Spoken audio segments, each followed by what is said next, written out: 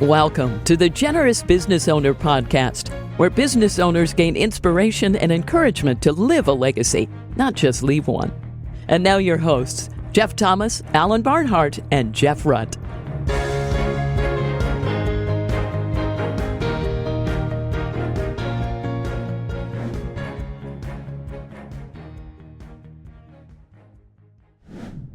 Welcome, everybody, to this week's Generous Business Owner Podcast. My name is Jeff Thomas, and I've got my trusty co-host with me, Jeff Rutt. Say hello to the people, Jeff. Hello to the people. And we do have a special guest with us today, Bob Wright. He is the managing member of Wright Multifamily, LLC. And so when you hear multifamily and Jeff Rutt's in the room, you know that means some kind of real estate background. But Bob, welcome to the program.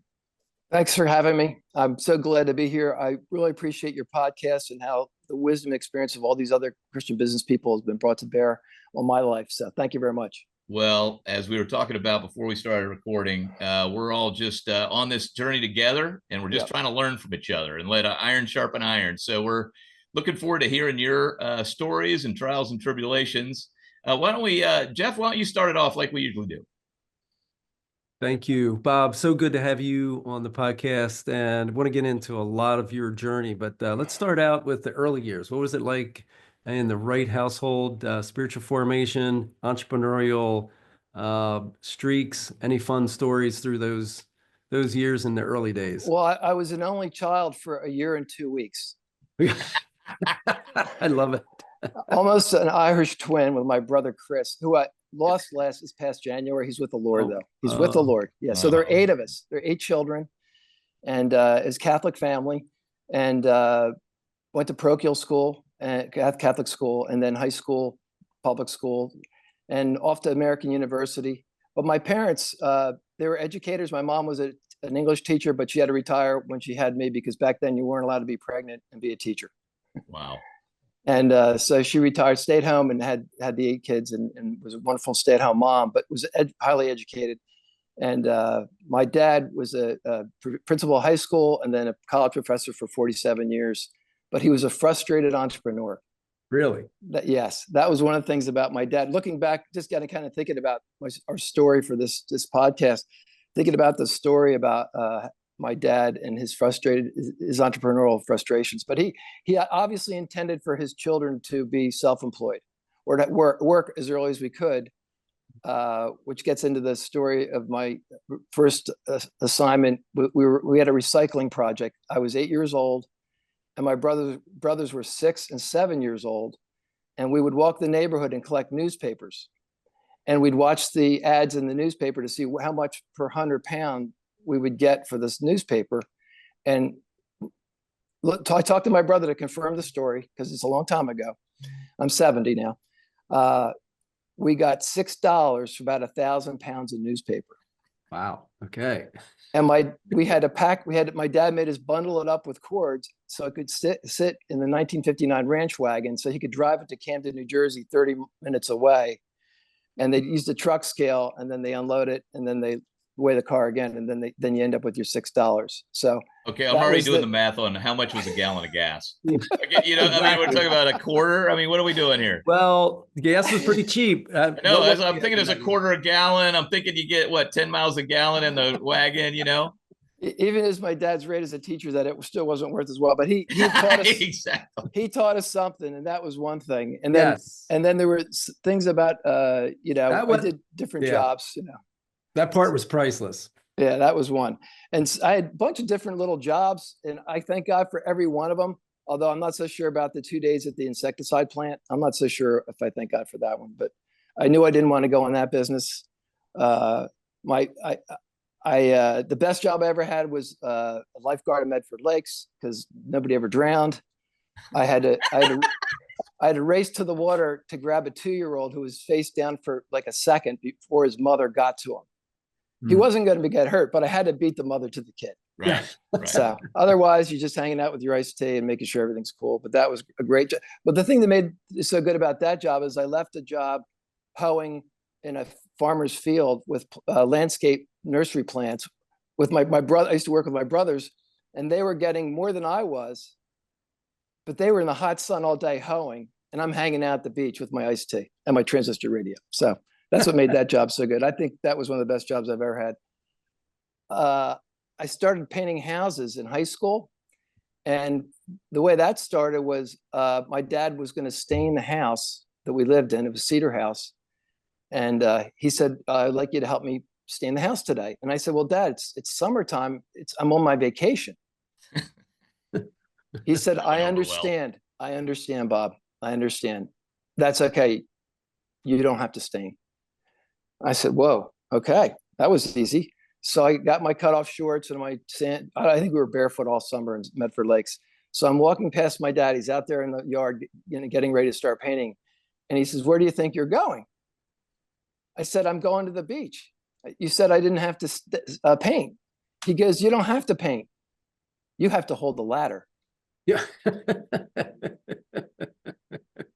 The second day of my begging, he finally let me stain. Right. 2 days. But I stained that house with him. And then I put out an ad in the paper and started getting little painting jobs. And he encouraged me to do it. And he actually lent me the money to buy a car so I could actually get to the jobs.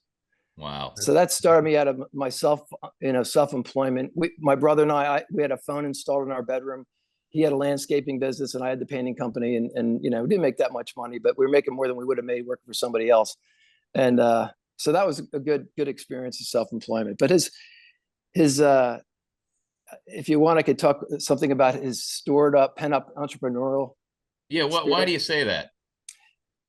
There were 4 different businesses that he tried and was not successful at, but he tried. And so one of them was he did his a tech startup in 1966. He did his doctoral dissertation on the application of data processing in secondary schools in the state of New Jersey. Wow. Basically, he did a marketing plan for using computers to do scheduling and report card reporting in high schools. Wow. And then he started a business with another colleague. And they had IBM 360s. They rented office space. They had I remember as a teenager going to these different big corporate locations where my dad would rent computer time off hours so he could run his cards through their systems. Wow. And then he eventually had his own space with IBM 360 computers, but it didn't work out. But if it had, I probably would have been a trust fund kid or something like that. But instead, the Lord had other plans. But then he had an equestrian center. He rented a 60-acre farm and tried to get that going because he always loved horses. And I said, Dad, I ran the numbers. I'm not in that business. And I said, Dad, I'll rent you the stall. Just get a horse. And I couldn't talk him out of it. But that didn't work out.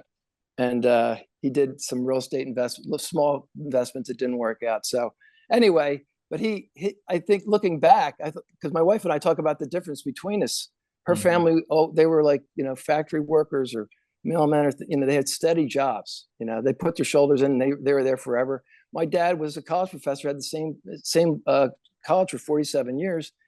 He was like that in a way, but another way he was not like that because he had this entrepreneurial spirit, and that must have leaked out on me somehow, because I came out of school wanting to do something. And my first job I got with a real estate appraiser just accidentally during school, or the Lord's will. I looked at that job as though it were my company. I always worked as though I were the boss, even though I wasn't the boss. I worked for a boss and had a good boss, a generous man. So that was a great opportunity I had there in college. So, but a lot of freedom, right? I mean, they just assign you a project and you'd go do it. I mean, you had a lot of autonomy. It's not probably right in the appraisal business. Yeah. Yes, I did. I did have quite a bit, and I also had a Cadillac to drive around. I had a ponytail, really long hair, and I would purposely pick up other freaks. He gave you a company car? No, only when I did errands for him. Okay. So you go pick up the car and go do the appraisal. Well, I'd be at the office and he would just give me the car and I'd go out and do whatever I needed to do and come back with it. One time his car was getting fixed, and instead of his car, we used my Volkswagen bus. Wow. And we were doing a piece of land, Jeff, a farm. And we went down this dirt road, and I'm okay with that because it has pretty high clearance. But then I turned it off and it wouldn't start. Oh no. My high power boss didn't like that. It started eventually though. So Bob, do you think some of those ventures that your dad kind of dabbled in kind of tilled that soil for your entrepreneurial spirit?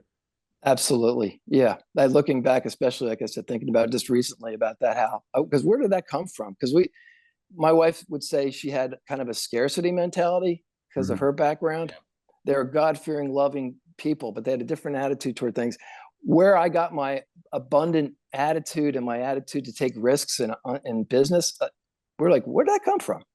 So yeah, my dad, I think he really did inspire me that way.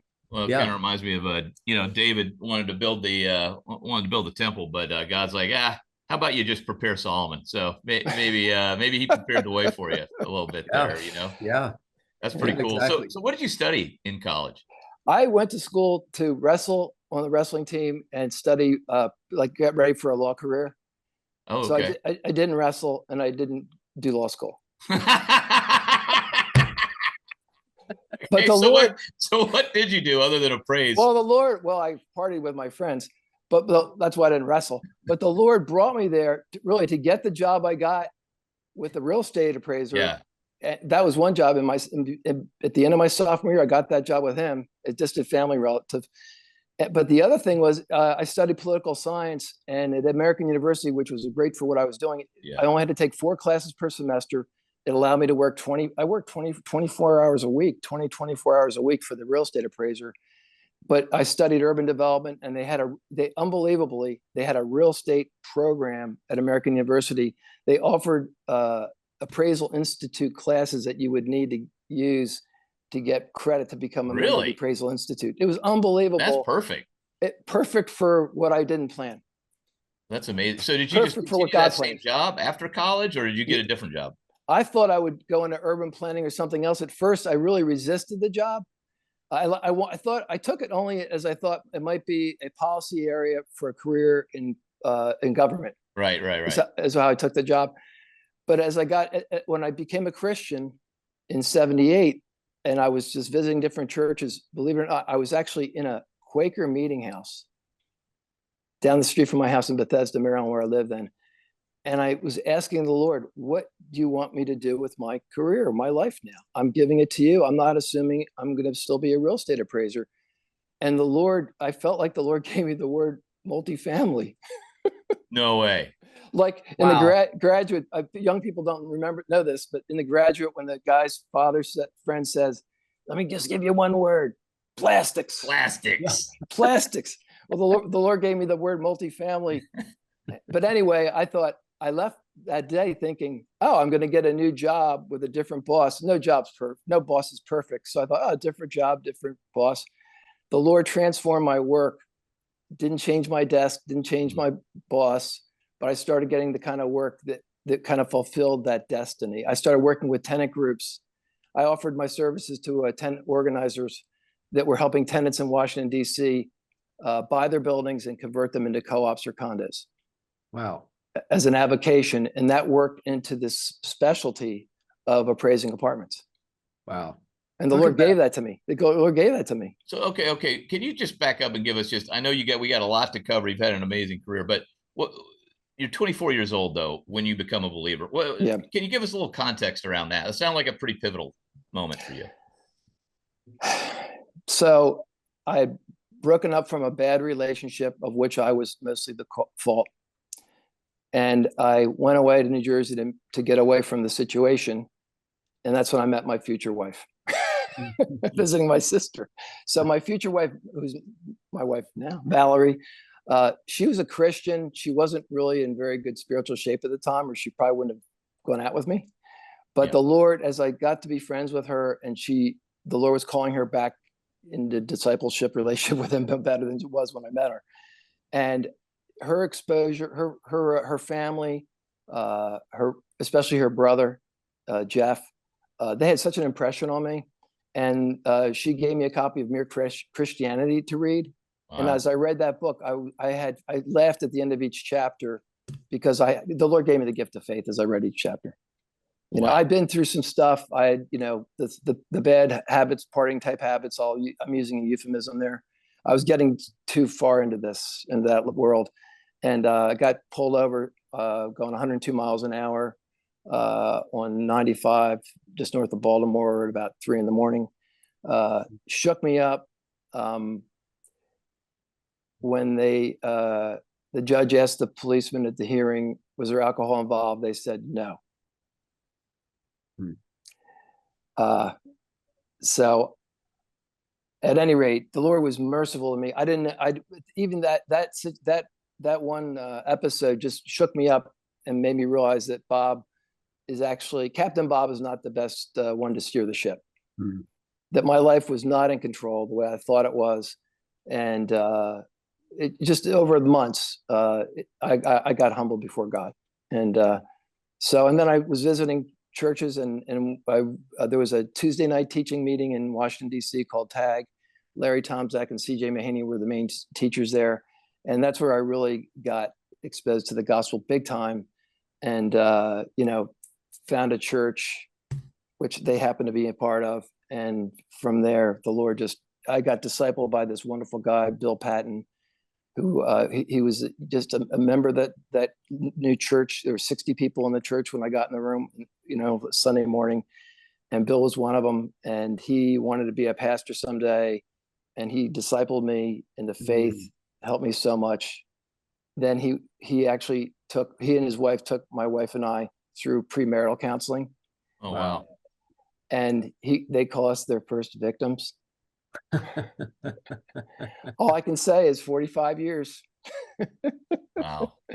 So, and it's been a wonderful relationship and encouragement. And and Bill's in 84, going forward 6 years. Bill, actually, for another minute or two on Bill. One of the things that drew us closer together was I was sharing a problem that I had over a situation. I had borrowed $10,000, $5,000 from my boss and $5,000 from a bank to lend it to a family member for an investment that turned out to be a bad investment. And I was telling Bill about this, and Bill said, "Bob, I think you believe that the person you lent the money to owes the bank and owes your boss." Oh, wow. He was right. I did think that. I was like, "Oh my gosh, you're right. That's wrong. I'm wrong. Yeah." And he goes, "Did you go to the finance seminar we had at church last month?" I go, "No, why?" He goes, "Come over to my house. We'll talk about it." So he gave me a book. I swear it was Howard Dayton's book from way back in the day, one of his first things he printed. Yeah. And I just digested Proverbs. I just love all the verses in the back of that book. Just listed out the scriptural notations, and I wrote them all out, and just loved it, and realized and was humbled before the Lord that I didn't know that much. I didn't actually, what I knew about money and finance from my business career up till then, was actually a detriment to me. It wasn't helping me. It was my pride. And so the Lord really fed me, and I was able to help other families. Bill showed me how to do that, to help other families that had such, financial struggles, et cetera, with counseling, et cetera. So that was a real eye opener. So Bill really helped me that way. And then in 84, Bill, the day we were out looking for a house in Silver Spring, Maryland. Bill had asked my wife and I to drop by to talk to them in the afternoon. We did drop by their house, and he said, "Bob and Val, we're going to be moving to Philadelphia to plant a church. Would you pray about coming up with us?" Wow. And just to be our friends. Don't say just to be your friends. Anyway, my wife and I looked at each other, and we always felt she was from North Jersey and I was from South Jersey, which is another miracle, but we're not going to talk about that. When we would drive back to DC after being with our families, we never felt like we were going home. We always felt like we were leaving home. So we thought someday we'd end up somewhere up here near Philadelphia area, but we didn't know where, or up New Jersey, actually. But when Bill asked us that, we looked at each other, and then we smiled, and then we looked back at Bill and we said, "Oh, we're going to pray. But in the meantime, we're coming." And we knew on the spot Wow. we'd go. Wow. So it was the Lord. He gave us grace and gave us that sense of, vision for that. And it's been so good. I can just tell you so many ways it's been good. What was the job transition like? Or were you able to keep the same gig? I was self-employed by then. Oh, you were? This is 81. I became self-employed. In 1982, I became a member of the Appraisal Institute. Mm-hmm. And in 84, I had some clients. I had a guy working for me part-time in DC. I had a little office in downtown Washington. And I told one of my appraiser friends, this Jewish appraiser friend with a Maryland accent, and he said, "Bob, you're committing professional suicide." Nice. I Thanks. said, thanks. Appreciate the encouragement. But I laughed just like I'm laughing now because the Lord had given me faith. Right. I didn't know what was going to happen, but I'm like, okay, I've got this shingle. I'm a member of the Appraisal Institute. That's pretty good. You can take that. That's worth something. Right. But then I called a lady from Freddie Mac who was helping me before get clients and stuff. And I don't think she was a Christian, but I told her what I was going to do. And she got quiet. And she said, "Bob, I told you I was going to help you be successful in Washington." She goes, "I want to help you be successful in Philadelphia." Oh nice. She called me back 2 hours later with call this guy. He gave me an assignment. Back then, $16,000 was a lot of money. Yeah. 1984. So they sent me an $8,000 retainer. Wow. And I used that to I didn't know this, but when you bought a house in Philly back then, you had to give them like 10% of the money up front. I hadn't sold my house yet. Right. I had the money because of that retainer. Wow. But that was the Lord, that was just one part of it. But I didn't move here to Philadelphia area for business reasons. But what happened was because I specialized in appraising apartments, and I already had a client base in the Washington metro area. I moved up here, tried to get a job with a firm, had an offer, kind of an offer, but had a sense that I was supposed to stay self-employed and be able to make myself available to what God had me do in our local church, and which was His plan. And I ended up with two regions. So I started working in the Baltimore market and the Philadelphia market. So I was a regional multifamily specialist. Okay. There you go. I wish I could take any credit for that. Right. I didn't go to AU to study real estate. I didn't, the Lord gave me the job, moves me to Philly, and all of a sudden I've got this. And other appraisers who did not, back then they didn't specialize that much. And they would say, "Bob, I don't understand. How can you make a living just appraising apartments?" And I would just shake my head and go, "It's okay, don't worry. I'll be okay." It's interesting. Most people we have on this show, and I'm certainly guilty of this, is the locations we end up in are often driven by the business, and then the faith integration, kind of comes later. Yep. I think it's very unique that God took you to Philly on a faith journey first, and then He backfilled kind of the career piece. I know the church is super important. You've been in the same one for 40 years. Can you talk about how that experience at the church for such a long period of time has continued to intersect with your business life? I mean, how are those two things connected for you? It's hard to even pull them apart. I know. That's great. But so when I moved up here, I rented an office and I sublet half the space to my pastor. Wow. We're waiting for the phone guy to come. Right. That's how it started out. I mean, we really encouraged each other through that process. And we had a team of 12 adults, and church plants are exciting. Everybody gets to do 3 jobs at once. It's it's an entrepreneurial endeavor. It really is. But God, like when we bought our house, we were thinking like, we want a house that's like the house we used to meet in, where we had our community group. Mm. Our house was too small to really have meetings in, where we lived in Maryland. But the next house we were gonna buy, we wanted to have this sense of like, our friends, the Darragrands, had this house. You walked in, and you could just sense it was a house for fellowship. Yeah. That's the kind of house I wanted to buy in Silver Spring, in Springfield, Pennsylvania. And I got a 5-bedroom stone Tudor home with a slate roof for $92,000. I could afford it. Wow. The Lord gave me that. But the prayer meetings we'd have in the house on Saturdays. So on my back porch, I remember talking to Andy Farmer, who wanted a career, wanted to switch from a ministry career to a career in business. And I hired him.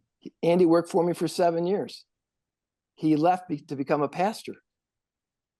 I can't even explain. I've had three or four people, I think 4 people work for me who end up becoming pastors. I don't know.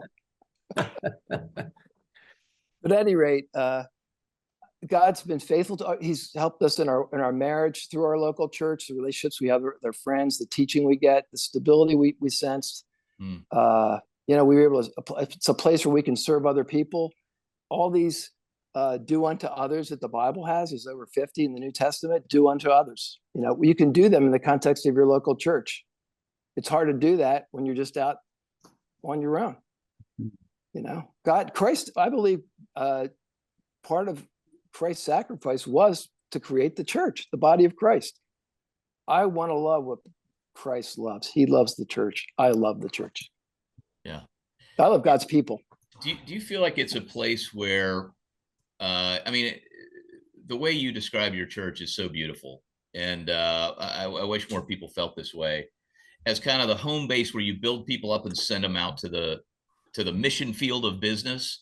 How do you kind of think about that? That sort of activity. Do you see other people at your church doing those kind of things?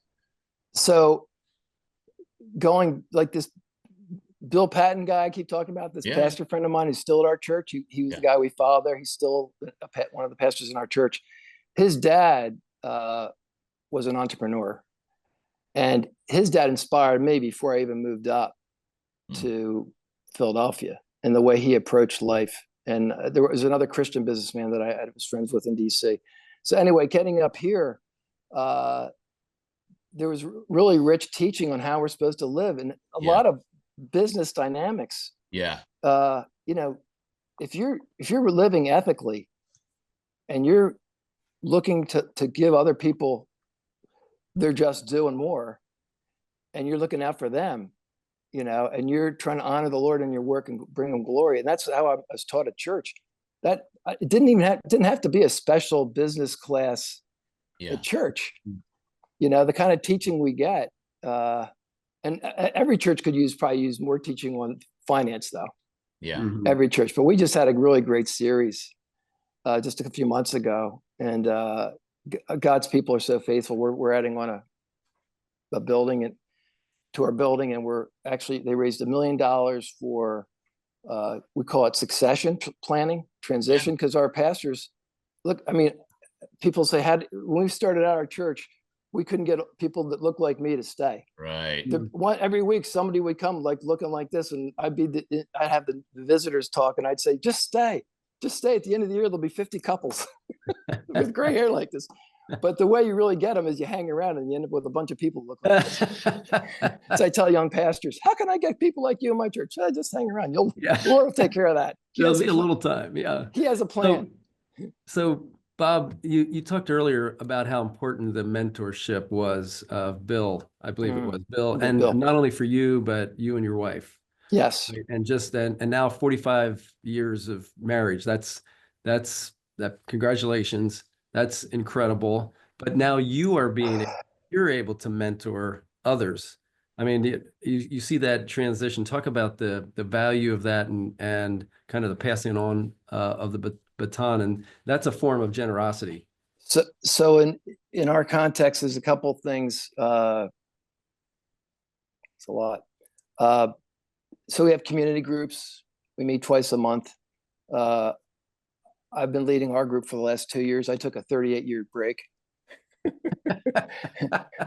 36-year break from doing it. So I've been doing it the last couple of years. And in our group, there's quite a few people that are in business, and we help each other, And I don't usually go hire from within this way, but actually one of the guys in the group is actually our EOS facilitator right now.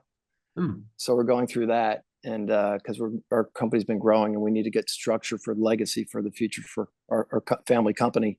Yeah. One of our pastors, who's actually the executive director of our denomination, he's resident in our church. He has a a book group that we've been meeting for years called Faith and Work Group. So we read great books, some theology books, some books about work. We just read a book by Duriani, really good book. So that's been great in that context. So just encouraging that's just a couple examples, But now I've got 3 son-in-laws. The Lord gave me 3 wonderful daughters, and I tell people almost even better. 3 excellent son-in-laws that I didn't have to break in. Yeah. Yeah. So, you get to exercise that mentorship. So yeah. So man, we got a lot to cover here. Walk us through, how did you get into move us into investing? At some point you started investing in real estate. So when I was thinking about this with my wife today. When I was in college, I used to joke with one of my friends. We took real estate courses. I took them as electives because I didn't know what I was going to do when I got out of school. I really didn't have it seriously as a career, but I was a scholarship kid, and I paid half, and school paid half, and I wanted everything to count. I wasn't going to take a fluffy elective, so I took real estate classes. I took real estate law, investment strategies, all kinds of classes, appraisal institute courses, and I had this sense, and I think somehow my dad transmitted it to me to want to be an investor. It took over 30 years from that point to get to that place. It was 2003 before I did my first big deal. So before then, we had 1 townhouse at the shore. We would rent out, made no money, lost money. And I was frustrated, sold that thing. And I said, you know what? I'm going to do what my clients do. I'm going to go big or go home. And then the Lord gave me this opportunity, actually too big. 200 apartments. I went from 1 townhouse to 200 apartments. Wow. And it needed a lot of renovation. And I thought I had the right team together, but I didn't. And that was a very hard time, but that was 2003. But in 1984, I almost pulled the trigger on buying a 10-unit building in Brigantine, New Jersey. And I was just thinking how, and I don't want to make this sound like it's a big sacrifice, but I walked away from that deal so I could not be hindered in what I felt God wanted us to do with our new church. Yeah. But look what he's done. Yeah. He's given me 970 apartments, and we're still growing. Yeah. Yeah. I was worth a 10-unit investment. Yes. Yes. so to speak. Yeah. So to speak. Yeah. But I always wanted to do it. And that was my first opportunity. I was watching other people do it. By specializing in multifamily, I really had a leg up, really understood the markets. I had a lot of relationships with lenders and brokers and property management companies, and new strategies, all kinds of investment strategies from that. And I didn't come from money, as you know, but the Lord gave me that. And that discipline that he put in me as an appraiser has really served me in frankly, picking winners. Yeah, absolutely. So Bob, we always like to hear about some of the, James 1:2-5, consider it all joy when you face trials of many kinds, and leads to building character and wisdom. What are some of those days for you? You just talked about there was some interesting times when you bought that first 200-unit apartment complex. Was there something there or somewhere else in your journey that? Well, that would be the biggest one that will always stand out. And like after we got through that, and I brought the second deal to my wife, and she said, "We're not going to do Wilkes-Barre again, are we?" I said, "Honey, you can only do the first time once. You can only." Anyway, I got into this deal. It was a horrible property. The owners didn't know what they were doing. The principal, they were all in their 80s. I interviewed the seller. I went to his house, and he said, he's in his 80s. He said, "Bob, I'm a butcher. I know all there is. I know a lot about food. I know everything there is to know about meat." He goes, "I know nothing about apartments." I said, "You've owned it for 30 years. He goes, "Yeah, I know." So that's what I bought. So it was horrible. There was, as I got into it, I found out more and more, and I just went for it because the price was right. The price was so low, I couldn't resist. But I did a rent study on it and circled back months later and asked the guy who hired me to do the rent study, "What's going on with that property? That looks like it needs to be sold." And he goes, "Actually, we have 3 offers, but they want to do tax credit redevelopment. It's going to take months to close." I said, "How about an all cash offer?" He goes, "Bring it." So I said it was 3 million for 200 units. Whoa. So I brought him the offer, and then he goes, "Up, they want 3-1." So I gave him 3-1, and had some money together. Had some friends that were going to lend to me. You know, one was another appraiser. He was a mentor of mine. He was an attorney. He was an appraiser. He was an investor. Really great guy, Dan Deneau. And then another guy, a guy from church, and then another Christian businessman, and myself. And as I got, like, this will give you an example. As we got close to closing, the bank's attorney said, "I want everybody to sign. Bob's first deal. I want everybody to sign." And I said, "That's the deal. The deal's dead." I said, "These are my investors. They're not GP. They're not the general guy. I'm the general guy." So I went to the first one and I said, "This is the situation. I'm gonna have to give your money back." He goes, he got quiet and he goes, "Well, that's not right. How about if I just lend you the money?" Oh. I'm like, okay. And then I went to the next guy and I said the same thing. I gave the same story. I said, "I'm going to give you your money back. It's not, can't be a deal with these terms that they're offering. I don't expect you to stay in the deal. I'll give you your money back." And he says, "Bob, that's not right." He goes, I know you. I trust you. I'll lend you the money." I didn't ask him for the money. Wow. I go to the third guy and I said the same thing. Now I'm getting a little confident. I said the same thing. I did not ask him for the money. And the third guy said, "Bob, I don't care if it's your first deal. You should have seen this coming. Can I have my money back tomorrow?" Oh. I said, "Sure." So I had enough money in my account, I could backfill it. Okay. I Okay. backfilled them. And it worked out fine. It worked, although, so I had all this, according to my projections, which we're good at. I'm an appraiser. I'd done this. I needed $150,000 in an interest reserve. I had 300. At the end of the year, first year, I had spent, by the time I brought in my other investors to help me take over this thing, because I was falling apart emotionally, I was depressed, I was a mess. I can't get all the details, all the other things that went wrong with the property. But I spent $295. Whoa. I had another 150 put away, but that was like, I didn't want to touch that one. Right. I you know, so, but if the Lord had shown me at the beginning, "Bob, you're going to spend $295, it's going to be fun." I had no idea when it would stop, when the blade would stop. And my investors that I brought in, a friend of mine and his partners, they did exactly what I was doing, and it was fine. They just kept doing it, but my nerves were shot. I was working too hard. I wasn't trusting God the way I should have been. I was working too hard in the appraisal business to kind of make up for my lack of faith, Right. I think. And so I learned a lot from it. But just give you an example: 200 apartments in Wilkes-Barre, Pennsylvania. It's a dead of winter. And every week, almost every other day, I'd get a phone call, $3,000 cost overrun of some sort, and I could feel the fear in my feet. That's where I'd feel fear in my feet. Wow. And I get the phone call, and I get the next $3,000 overrun. I go, okay. So one day I get a call, and they said, "Bob, you have an ice skating rink." I said, "I do." "Yeah, you have a broken pipe." Oh no. The dead of winter. Oh man. But the occupancy when I bought it was 20%, and I thought it would go to 25 or 30, and I'd start leasing back. And if I told you what the rents were, how low they were, you wouldn't even believe it. Yeah. I couldn't get these people to rent from me. The place had such a bad reputation.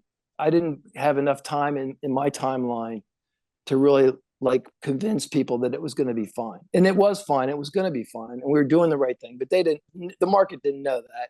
Right. And so I went from 20% vacant to, when that ice broke, 50% vacant, and I was paying the heat. Yeah. I was heating 100 apartments. Oh. And Jeff Thomas, just so you know, it's well, you know, Wilkes-Barre, it gets cold. Yeah. It's Poconos. It's not quite the same. It's Houston. Poconos. But Yeah. so what was the lesson for you? When did the sort of faith finally trump the fear? Just one foot in front of the other. Yeah. And I remember standing in church, really crying during worship and just going, you deserve to be worshiped, Lord, no matter what my personal circumstances are. You're always a good God.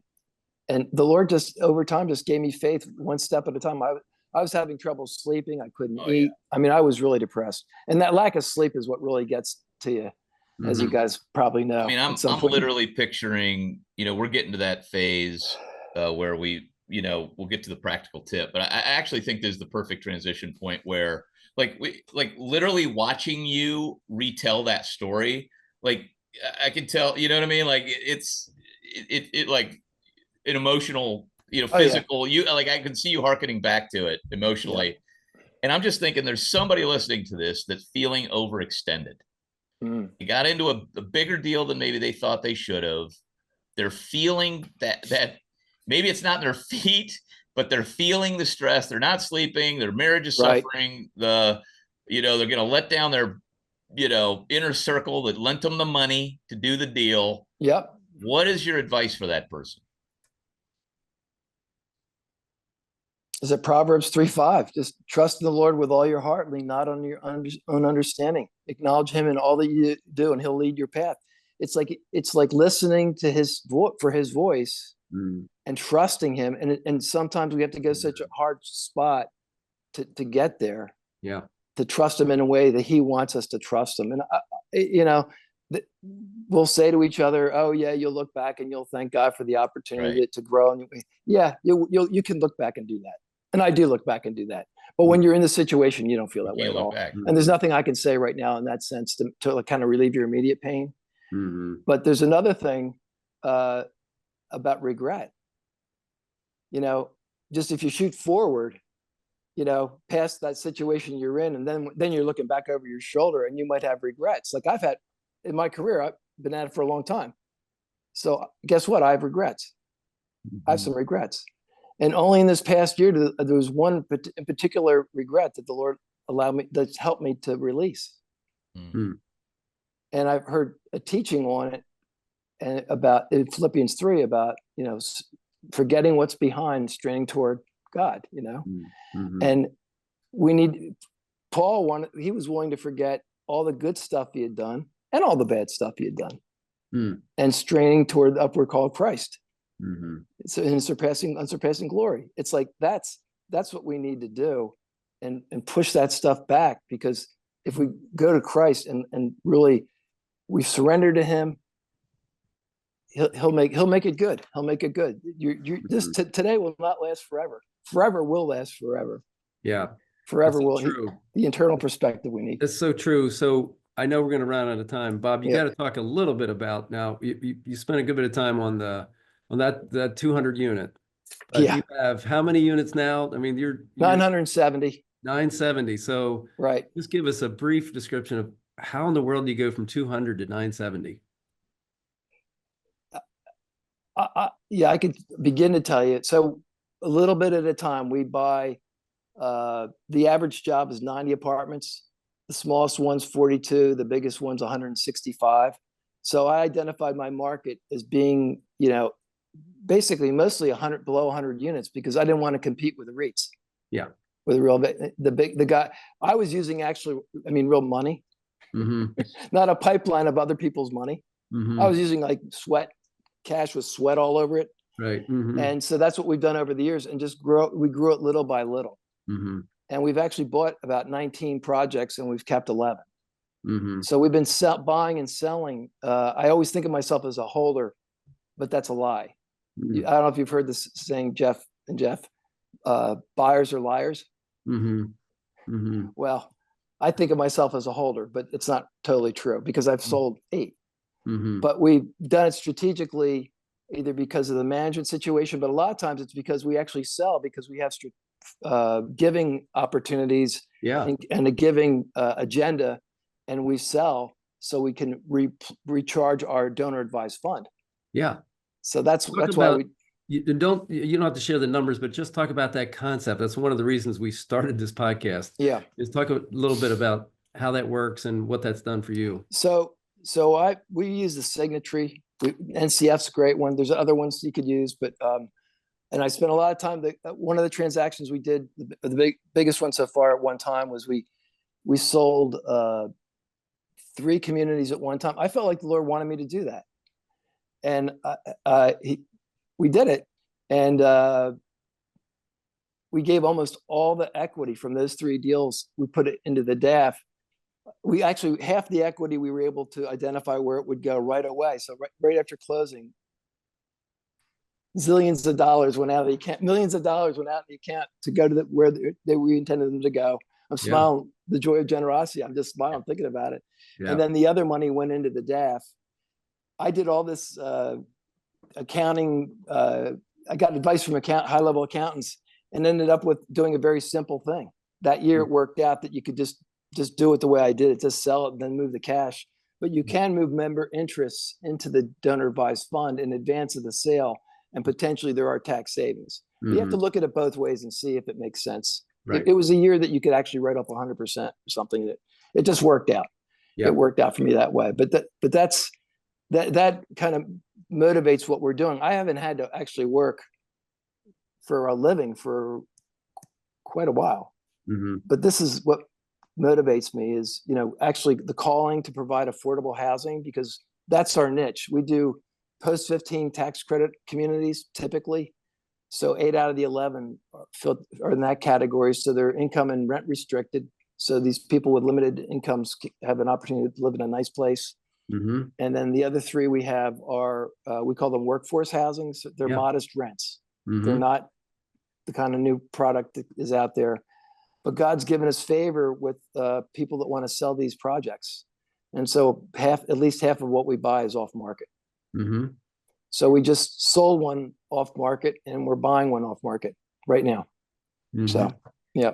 And you've been able to do so much for so much charitable work through the DAFs, the selling, and being generous with the proceeds from those units. That's got to be rewarding. Talk about the jogs you've been involved in. How many jogs? So we just finished our 12th. We just came back from Oregon and took a red eye to make sure I could be somewhat fresh for you guys. We got back at 6:30 Sunday morning. Oh well. Okay. For the uninitiated, tell them what a jog is. So Journey of Generosity is a retreat. Typically it starts at like 2:00 on a Friday afternoon. You're there till dinner time. You have dinner together. Then there's an hour and 15-minute evening session. The next morning you get together from like 8:00 till noon, and that's the extent of it time-wise. But for us, it was really life-changing. Back in 2016, when all these things happened in my life at the same time, I was studying the biographies of Christian business people and came across this group called the Generous Giving, and found videos online, teachings from their presentations from this celebration of generosity that they have once a year. It's a kind of conference with like 400 or 500, 600 people there. Great thing. And then also these video stories about business people, professionals, other people that are, the story's basic line is basically the storyline is they've gone to the Lord and asked the Lord, Lord, what do you want me to do with this opportunity, or what you've entrusted to me? How should I handle this? How should I manage this, Lord? I'm acknowledging your ownership. What should I do with it? And then the Lord gives them, and the ones that they highlight, the Lord's given them a word, and then they walk it out. And I'm sure, I think that happened to you guys, actually, whether or not it was in a jog. You've gone to the Lord, and the Lord showed you what you wanted you to do with your businesses, and he gave you the grace to do it and the follow through to do it. Yeah. So it's not like it's just limited to this Journey of Generosity retreat, but that's the dynamic. But to get people, and for me, I watch all these videos, and then my friend, who actually is the guy taking me through EOS, he's a real estate developer, he invited my wife and I to go to this retreat. And I immediately said yes. He didn't have to explain to me what it was. I said yes. I went there, just loved it the whole time. And then Todd Harper was leading the retreat. Todd asked my wife and I to consider being trained to be facilitators. I hadn't even checked off the box. And I said, when's the next training event? And he says, it's Orlando, December 4th. And I laughed because I knew I would actually be in Florida on that day. which is not normal for me. I was going to be coming back from Costa Rica, and I knew I'd be there. And I go, okay, I guess we have to talk. And he recommended us going down this road because he said, Bob, you and Val seem to really want to go further along this journey of generosity. And by going deeper in it yourselves, you'll be helping other people as you share the message with them. And that every time the Lord's met us too, when we share the retreat, we tell people we're here for the same reason you are. We're here to listen to the Lord. Yeah. And he speaks. The Holy Spirit speaks. And it's through these video stories. You know, Alan Barnhart is one of the featured videos, you know, Brother Alan. I've never met him, but anyway. We'll put a link to Generous Giving in the show notes. We've had Todd Harper on, and go to that website if you want to find a jog to attend. But I would recommend that. I really strongly recommend that. Yeah. The Journey Generosity Retreat for anybody in business, especially because it's really tailored for those who have been entrusted with much. And it's great, right to the heart. All right, Jeff, I know we could do this forever, but we got to wrap it. We did have kind of one practical tip in there, but I'll give you a second bite at the apple. If there's anything, any other practical tips you want to leave for some entrepreneur that's on this journey, it doesn't have to be in crisis as we did the first one, but you can repeat the first one or come up with another one as we wrap. I think for me, just finding my path, you know, in the body of Christ in the local church. It's not where you'd think to look. But God has blessed us so much and kept me on his path by being so involved in the local church, and then blasted me into international ministry because of our connection with what's going on in our church. We have 65 churches that are trying to be adopted into our little denomination. So that's one of the things that there's just the vision that God can give you. You can go to a local church and end up with international ministry opportunities. And Jeff Rutt, I know that, you know that. Because your ministry, and I could cry, Jeff, when I think about it, how God used that. So God bless you, man. God bless both of you. Well, praise God. It's so exciting to hear your story. And I know we could go another hour. Bob, you have some, and there's some of these resources that you've referenced. We can put in the show notes. Okay. Thank you for your example. Thank you for your testimony of the mentorship, and then you mentoring, and then the journey that you've been on, and you've been so generous in so many ways. So thank you for sharing your story. My privilege. Thank you very much, guys. Thank you. Thank you, Bob, and thanks, Jeff. And thank you to all the listeners for joining us on this week's Generous Business Owner Podcast. Share it with a friend, and we'll see you next week. Thanks for listening to the Generous Business Owner Podcast with Jeff Thomas, Alan Barnhart, and Jeff Rutt.